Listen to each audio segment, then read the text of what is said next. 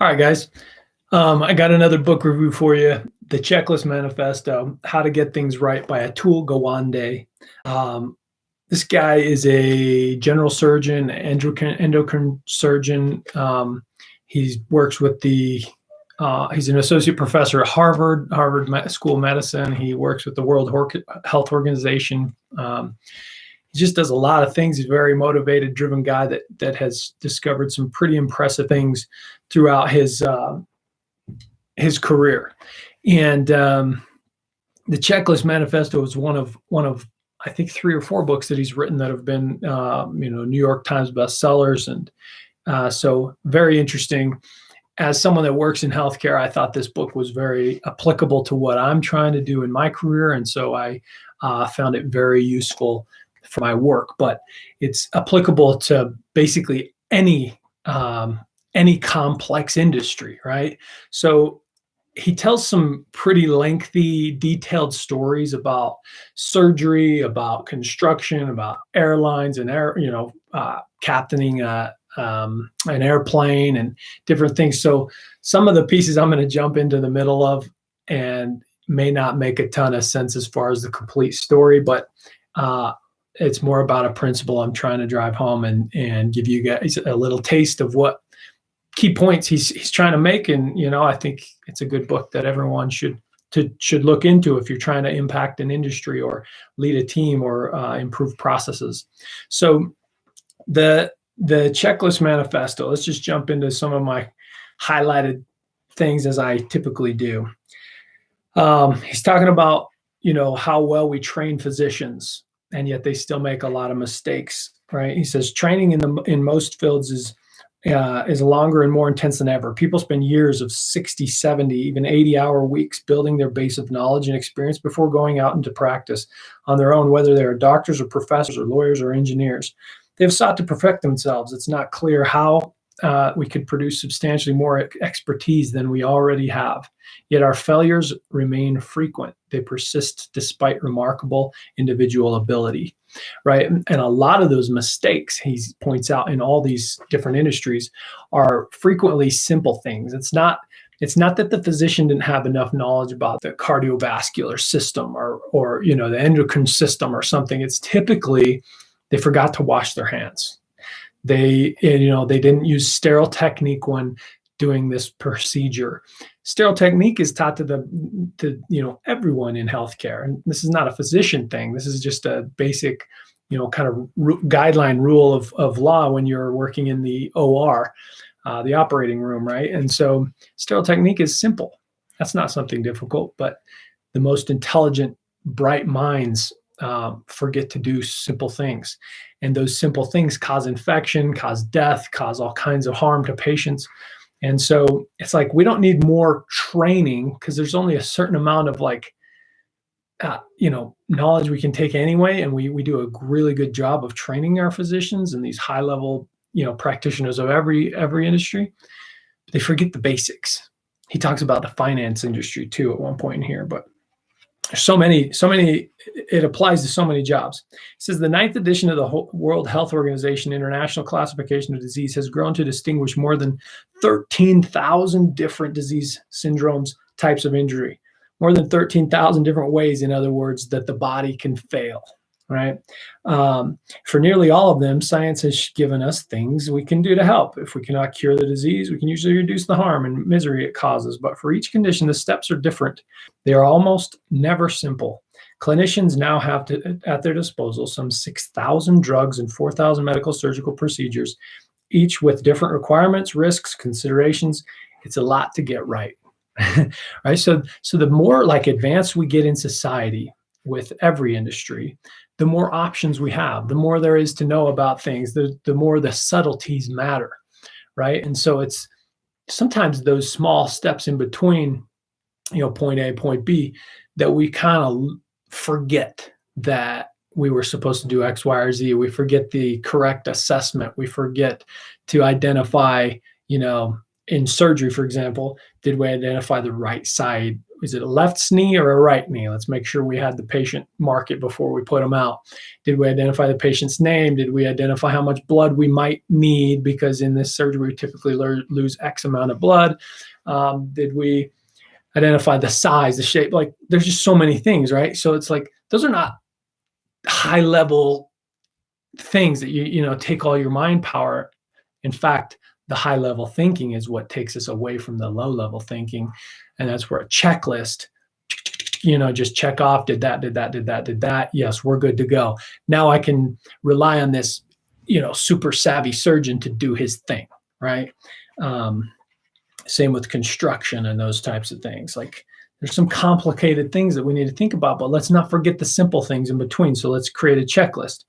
Now, I want to show you how effective checklists are, because they seem very boring and lame. And actually, there's a piece in the back of the book that I'll end with. But basically, people don't like checklists because it almost threatens their intelligence or their ability to make judgments or flexibility. But it's actually the exact opposite. So he says, yeah, given how much surgery is done, Americans today undergo an average of 7 operations in their lifetime. With surgeons performing more than 50 million operations annually, the amount of harm remains substantial. We continue to have upwards of 150,000 deaths following surgery every year, more than 3 times the number of road traffic fatalities. Moreover, research has consistently shown that at least half our deaths and major complications are avoidable. Is that insane? 150,000 deaths related to surgery, and more than half of them are avoidable. So 75,000 deaths that could have been prevented had we taken the right steps. Now, what were the right steps, and how will we know when to take them, and things like that, right? It's very complicated.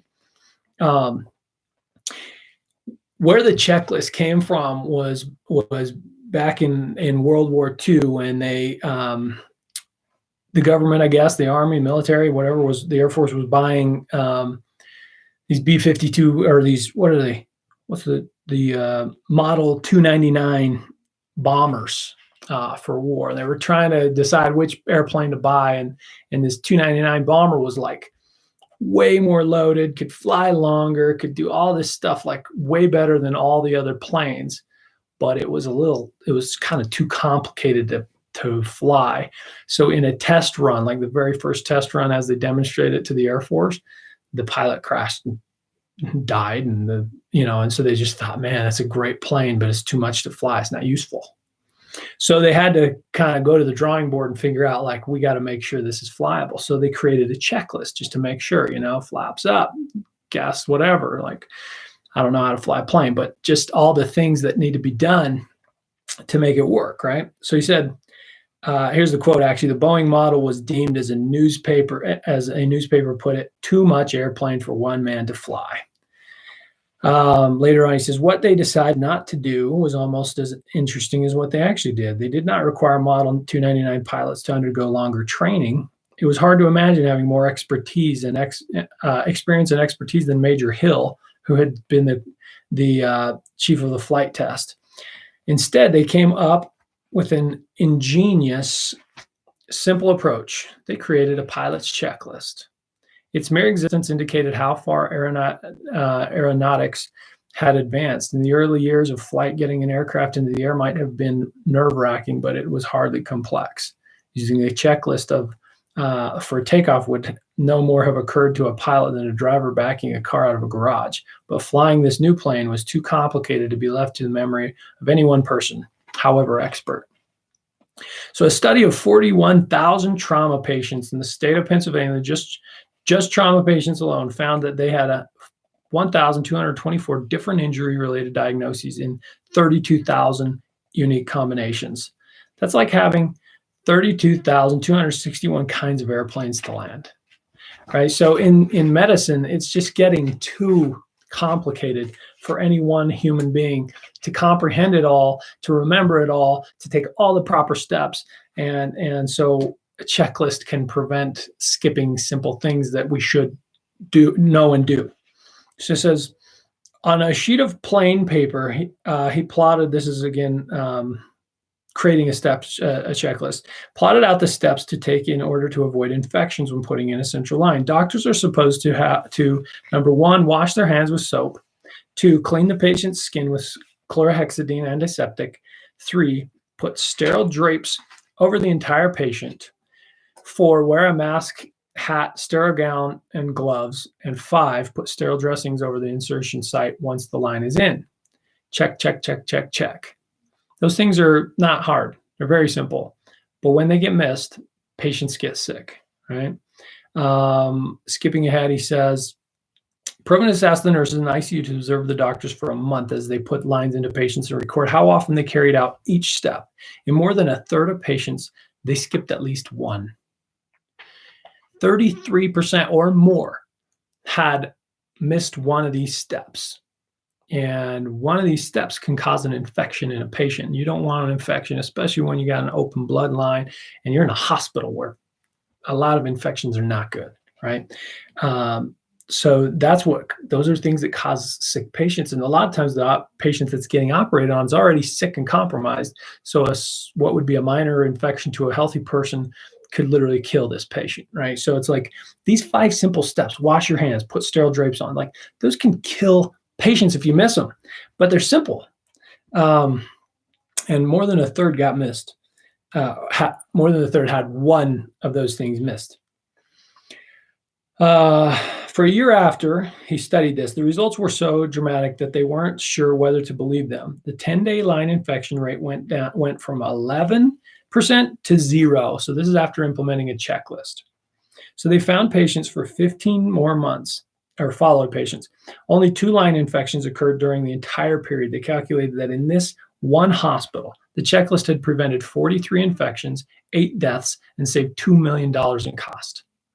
And this is like incredible. Like I was just blown away by some of this stuff. Like these are incredible people doing this, and yet they were costing the hospital millions of dollars. They were causing death at a crazy high rate and infections in these people just because they were simply missing these small things.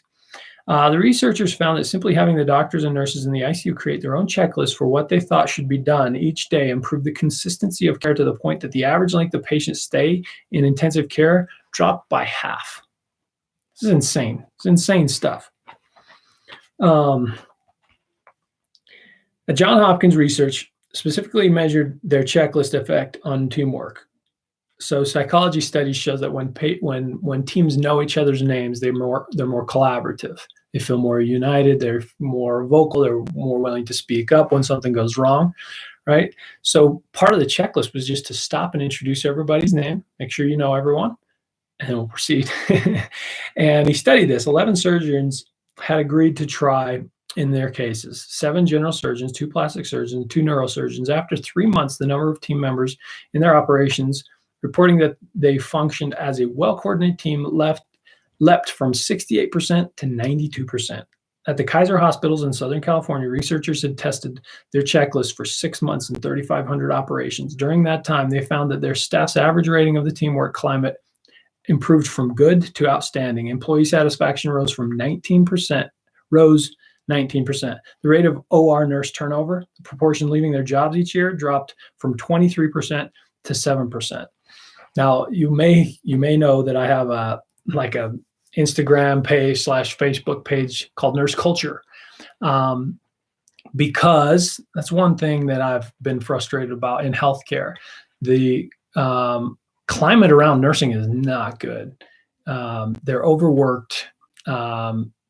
They have too much burden that lands on them. So it's like CNA, stuff like that comes up to the nurses. A lot of management pressure comes down to the nurses. The nurses deal with families. They deal with sick patients. They have too many patients. Almost every nurse I have thousands and thousands of nurses on these groups, and almost every single one of them says bad nurse to patient ratio. If they would fix that, my job would be great, right? All this stuff comes to nurses, and the climate is really bad. And look how simple it was in the OR to change their turnover rate from 23%. So they were losing almost a quarter of their nurses every year, dropped down to 7 just by introducing each other into making sure everyone knew each other before they started surgeries. It's crazy. What other things could be done, right? These checklists are incredibly powerful. So this is my last thing. I'll cut it here. The fear people have about the idea of adherence to protocol is rigidity. They imagine mindless automations, heads down in the checklist, incapable of looking out their windshields and coping with the real world in front of them. But what you find when a checklist is well made, it's exactly the opposite. The checklist gets the dumb stuff out of the way. The routines your brain shouldn't have to occupy itself with are the elevator control set. Did the patient get their antibiotics on time? Did the manager sell all their shares? Is everything on the same page? Everyone on the same page. And lets it rise above to focus on the hard stuff. Where should we land? Right? He talks about Sully landing in the Hudson River. The cool thing is we're in a place in society where our jobs are very complex, and we're taking care of cool, complicated, detailed problems. But that doesn't eliminate all the other stuff. It just makes it like not exciting, right? And so a checklist kind of helps you get off the ground and go, okay, now that we've taken care of all the minutia, like let's think about this complex problem. For a surgeon who went into neurosurgery because of the complexities of the brain and the things that they could do for a patient and make an impact on a human being's life is so much more, intriguing and requires more brain power than to put sterile drapes on a patient and wash your hands. But because you're about to dive into a complex scenario, your brain frequently forgets those basic level steps because you're already thinking about, okay, we're about to cut into a human being and do some work on their brain, right? So you get these checklists in place. Financial advisor or financial investors, hedge funds managers and things like that have found phenomenal results. A few of the examples he gives in the book are these financial managers that are able to literally vet out 10 times the number of stocks that they used to be able to, because they were able to put checklists in place.